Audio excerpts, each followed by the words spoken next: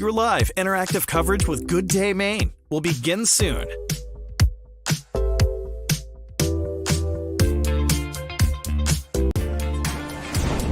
Good Day Maine's Friday Favorites starts right now.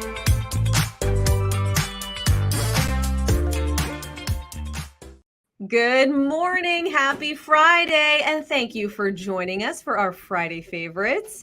Oh, there's Jeff. Yay, we were wondering where he was. Okay, great. We thought you maybe forgot about us. You know how to do some business over in sales and over in promotions and all that Oh, stuff. okay. Did you see the dog, Jeff? I know. So we are just can we just give a little round of applause for Christian? What are we doing? What are we clapping for? Because of the forecast. Oh, yeah. Sun finally. I'll clap for myself as well. We're just so happy, Christian. It's all anyone's been talking about this week is when is the rain going to finally move out? And we already are seeing blue sky out there. I know, it almost felt like weird to see the blue sky when I was out there earlier. It's just been such a cloudy, wet week, and it feels like the sun has just been such a rare thing to see lately across the state, but it looks like we're going to be sunny, or at least see some sun every day for the next week. So nice. I know, so exciting. And it's Cinco de Mayo too. So I know. Perfect way to switch up our weather back to some nicer weather on Cinco de Mayo to start it on a Friday too, even better. It You know, really it's funny. is amazing. It's funny that people always talk about the weather, but this week it's been like it's times 10. I've been at the grocery store. I was at a doctor's office. Everyone's like going, "What's up with the weather, man? You better talk to the meteorologist." I'm like, okay. Because it's been such a stretch, you know, comparing this 7-day forecast today that you were showing us, Christian, compared to a week ago, it's just totally polar opposite. Right, night and day. And yeah, we've been just stuck in this pattern for weeks now. Yeah, I don't blame anybody. I was getting tired of it too. I was starting to look forward to seeing the sun again. It'll be so nice to have it back today. Already warmer than yesterday. We're going to be in the 50s or even some 60s this afternoon. I just realized I did not grab my clicker. Let me go around. Get that clicker. Clicker. Good morning, Glenn. Glenn. Yeah, good morning, everybody. Good morning, Marcel. And let's direct it directly at you, Katie. Good morning from New York. And yeah, we're going to see a really nice day today. Tomorrow, though, looks even better. We're going to see even warmer temperatures. But for today, in the lower 60s. Tomorrow, we're going to be in the 70s. So, Andre in Waterville, tomorrow, 70 degrees. Isn't that going to feel so nice? Amazing. But yeah, so here's what we're looking at for Saturday. Just a spectacular forecast.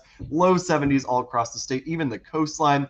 Really going to be really nice out there tomorrow. And for the whole weekend, it's looking really, really nice. Upper 60s, low 70s. Saturday and Sunday, we're so excited to get outside, go down to the beach, go for a bike ride. I cannot wait to get my bike out. It's just gathering dust right now in my apartment. It's been hard to ride with all this rain.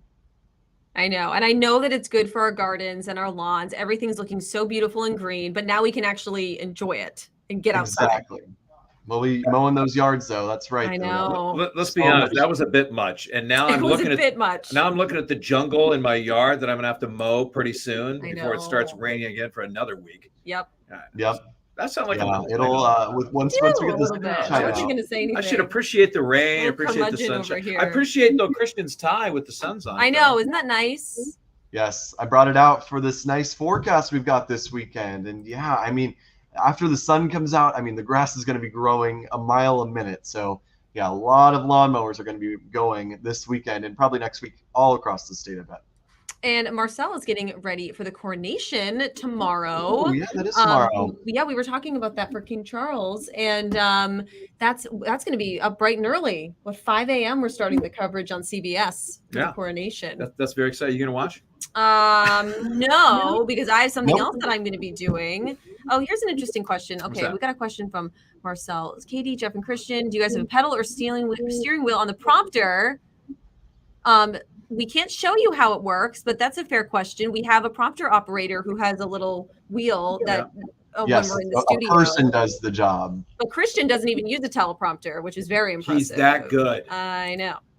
So everything I'm saying, it's just coming out of my brain. Straight out of that wonderful brain of yours. You know, right? And watching Christian, I mean, he does a great job. Yes. Little known fact, maybe to a lot of people, I did weather way back in the 80s.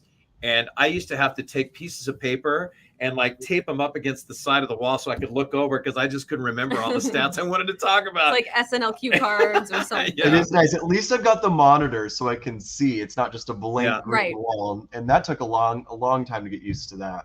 Okay, while you're here with this, Christian, let's talk about this. Yes. Okay, so Jeff, you were talking about this week, right? Big movie. Yeah. So it's like the start of movie season. What's the deal? Oh yeah, so it's just the start. Even though it's not summer, it's the start of the summer movie season. You know, The Little Mermaid is coming out, and you know, Guardians of the Galaxy started last night. That's the third volume, the last one. Yep.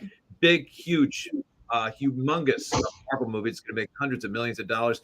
Also in June, we have the new Indiana Jones movie coming out, and I just have to say, I hope this is great. The last Indiana Jones movie, which was, I don't know, it was just all right. Okay. I mean, it wasn't bad. It was just all right. Here's Guardians of the Galaxy right here. I love Marvel. I love these guys. They're so funny, and I can't wait for the next one to come out. It's basically a lot about the raccoon Rocky. On this one, his origins. Okay. So the only problem with this video is it's not showing the movie that we are looking forward to, Christian. Come on, it comes out on my birthday. Barbie! I mean, how perfect is that? Barbie, yes. Greta Gerwig's Barbie movie. I am so excited for it. I cannot wait to see it. Ryan Gosling. It's got what's her name? The main star, Margot Robbie. Margot Robbie. She's so great. And I am so excited to see the Barbie movie. I feel like I can't believe that it hasn't been made into a live action movie before. Like, what a great idea. I know. So and I feel like it's just going to be really silly and really fun. Yes, and what two better people to play Ken and Barbie? Have you guys watched the trailer yet? Yes, it's amazing. There's all kinds of talk about it, that it's going to be Barbie and Ken meet the Wizard of Oz or something, I saw that right? too, yes. And so I actually can't wait to go see it. I mean, I have 3 daughters, so I'm sure some of them will be going. Right. That'll be a good excuse for me to go. There we go. Yeah. Like, hey, boys love it too. Boys love the Barbie movie too, and I'm excited. Yeah, we can all appreciate Barbie. Yeah, I love that she steps out of the heels and she still has the Barbie feet in the movie. Like, that sold me right there. I was like, yes, I'm watching that. I know, it's great. And Ariel too. I mean, I'm very excited. I know. World, Kiss the Girl. I mean, I'm so excited for the music. I loved Ariel, and I can't wait to see the live action version. Yes, she's wonderful. I saw some live interviews she was doing a couple weekends ago, and she's just so like grateful for the opportunity. And I think this is one of her first big breaks. Right. And roles. I love their music, her and her sister, and it'll be really cool. She's an amazing singer, so it'll be really cool. Video of too the Fast and Furious. Can you guys believe that series? This is the 10th one. Oh my gosh! 10 Fast and Furious movies. Wow. I mean, you like at this point, like you just kind of know, like they're not serious movies. You know, they're just for fun. You know, and I guess it is fun. I do like the chase scenes and all the explosions. They're very action packed. That's true. All right, Christian, we're going to talk about a few more stories and bring you back in for another check on our beautiful forecast. How does that sound? All right. Bye, guys. Bye. All right. I guess we'll go on to this. This was rough. God, really I know. Well, it was you who proposed this story. Just to get us all depressed. I know. What a night. So here's a team, Katie, that we've been talking about the entire season. Since October, November, that put on the greatest NHL regular season in history. They set a record for most wins, and they set a record for most points. They go into the playoffs winning what's called the President's Trophy, which is given out to the team with the best regular season record. Unfortunately, usually the team that wins the President's Trophy doesn't win the Stanley Cup, and that's what happened with the Bruins. I mean, they came out there with the number 1 seed in the East. They played Florida, the number 8 seed, and they were leading. Yes, Boston had 3-1 lead, and then that's all it takes is game 5 they lost in overtime in Boston. Game 6 went back to Florida, and the Panthers won 7-5. And then Game 7, the Bruins were 59 seconds away from winning, and Florida tied it up after pulling its goalie.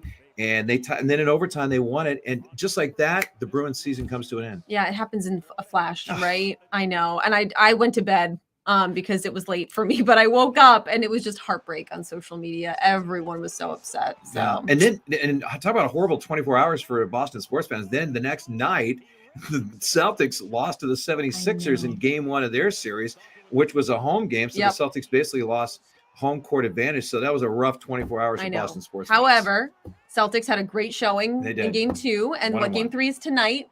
So one game apiece. The series is tied. And you could again sit there and say you watched a team that was part of history. Yeah. I know it's tough. I know that they didn't win it all, the Stanley Cup, but they had it was a great regular season. It was historic. Yes. And just a fun team to watch. Yes. All right. I want to talk about this story. This was a big story this week that I did. And it was basically taking an in-depth look at something that I would say pretty much every family with young children is going through right now in Maine, which is trying to find childcare. And we took sort of a deep dive in how bad this crisis is. There's just not enough daycare options for families and what can be done. I mean, you have 5 kids. You've been through this. Is not actually a new problem. No. But it was exacerbated by the pandemic, right? Yeah. And so these places a lot of places can't stay open. They don't know what to do because the workers need more money. These educators who are working so hard, but they also don't want to raise the cost for families. Yeah, there's so many issues with this. You don't even know what to tackle. What the problem is now, there's just not enough of them. I mean, when I had my, one of my kids, my son 13 years ago, right? He was born here in Maine.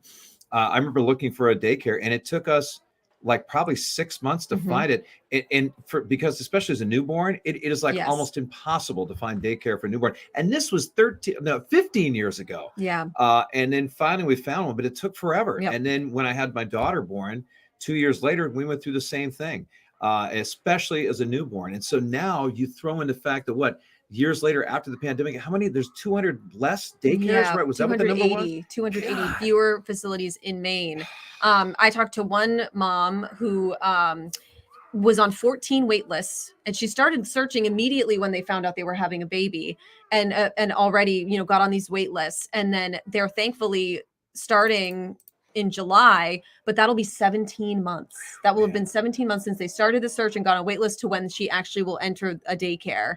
And they were lucky enough that they had family members coming to watch the baby while they were working, but not everyone has that option. Yeah, it was interesting. I remember I think you went over some of the women. One of the women you talked to was talking about some of the think outside the box. Like one of them was find a friend that you can actually trade off watching or whatever, or get together. 4 of you get together with kids, and as long as you're not breaking any rules when it comes to amount of kids in a house or whatever, to work together to try to help each other out. It takes a village for something like that. Yeah, she was saying some of her advice was get on the wait list as soon as possible. Even if they only are offering part-time daycare, take it, because then once the full-time opening comes up, you'll get it. And she put out a plea on Facebook, and a babysitter reached out and said, I want to help, but I also have a baby. And so they decided, okay, we'll do it together. Yeah. So you can bring your baby over and you can watch my baby. And, it's a win-win for all of us. But some people are not able to work right now because they have to take care of their kids. Which hence why we see another reason why we see so many help wanted signs out for a lot of these jobs out there. A lot of it, this is another problem. It's with the lack of daycare. Yeah. So I encourage you, if you're interested or affected by this, I have the story about, how do we solve this childcare crisis on our website, WGME.com. And you have a story, Jeff, airing next week all about tiny homes. That's right. It's going to be next Wednesday on Good Day Maine, and also CBS 13 News at 6:00. And look at these cute little things. It looks like a little shed or something like that. Yeah. So by the way, there is a state law saying that tiny homes need to be, you can see the wheels and all that. It has to be on a chassis or a frame. And it has to be within these certain dimensions too. It can't be larger than 400 square feet. And according to this law too, it has to have a bathroom, a kitchen, and a living area. And believe it or not, when you go inside some of these, it's incredible what they look like. Yeah. And so it's been crazy. This has been going on for a while. And so trying to get the laws passed to make sure that people are able to have these tiny homes. And the big thing it's around is the lack of affordable housing. Yes. One of the things that really was glaring to me is apartments. Apartments, we're like the second highest, I think, in the country, 2.9%.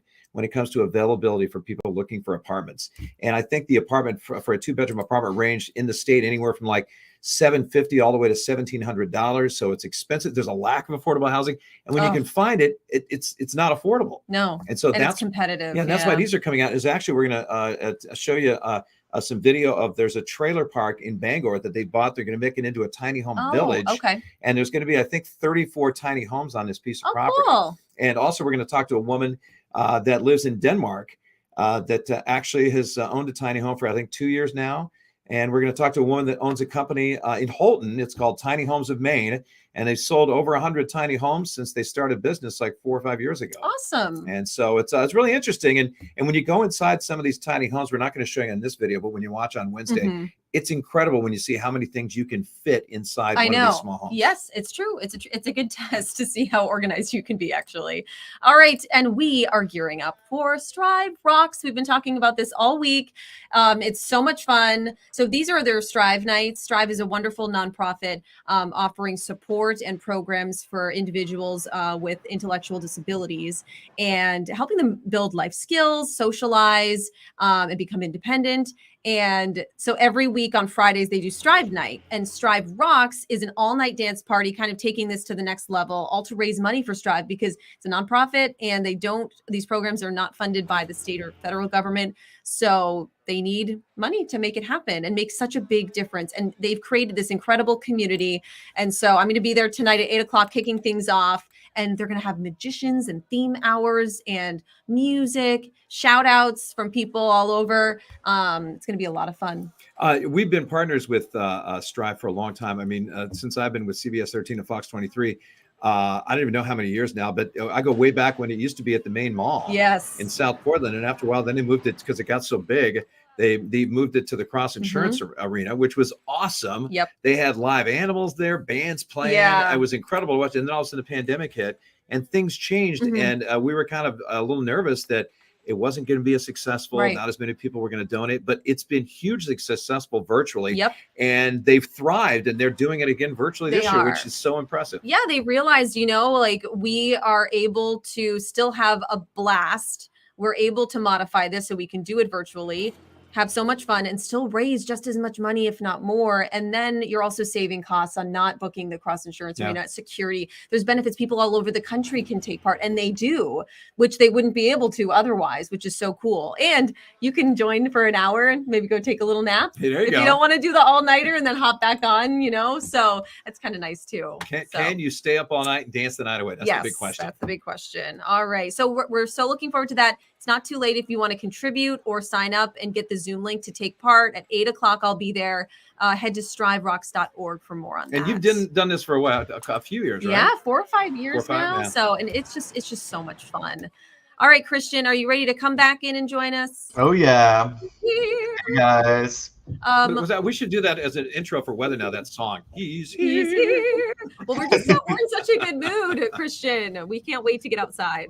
It's amazing how much the weather just impacts your mood, right? Like even if you're in a good mood on a cloudy day, it just feels so different than a good mood when you know the weatter's going to be nice. And got Katie singing. Yeah, Katie's singing. I mean, I'm basically singing over here too. 70 on Saturday and on Sunday too. I mean, I'm just so excited for this forecast. I am so ready to get back outside, and it's so nice because we're not just rushing into summer. We're not really like cranking up the heat just yet. It's just nice and warm, nothing too extreme. We all know we'll get those hot days in the summer. So it's nice to have an actual gradual progression to spring, I feel like. Comfortable. Exactly. We're not trying to get to 90, like let's just have some nice comfortable temps. Yeah, I just want to see some blue sky and not like wind and maybe I would even handle like upper 50s, low 60s with some sunshine. I'd be happy with that. Yeah, and I just want to say, this is my physics teacher from high school who's watching right now.